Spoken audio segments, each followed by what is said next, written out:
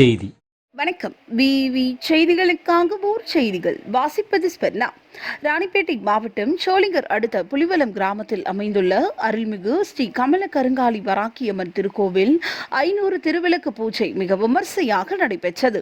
இதனை முன்னிட்டு ஸ்ரீ கமல கருங்காலி வராகி அம்மனுக்கு பல்வேறு வகையான நறுமண பொருட்கள் கொண்டு சிறப்பு அபிஷேகம் செய்யப்பட்டு பட்டு வஸ்திரம், மலர் மாலை, பல வண்ண மலர்கள் கொண்டு சிறப்பு அலங்காரம் செய்யப்பட்டு மகா தீப ஆராதனைகள் நடைபெற்றது.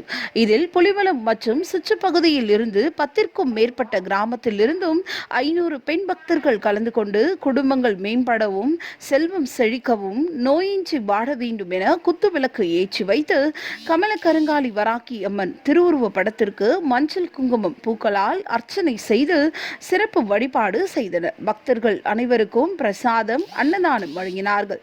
திருவிளக்கு பூஜை திருக்கோவில் நிர்வாகத்தில் ஏற்பாடு செய்திருந்தனர். விவி செய்திகளுக்காக விஜய் மற்றும் பாஸ்கர்.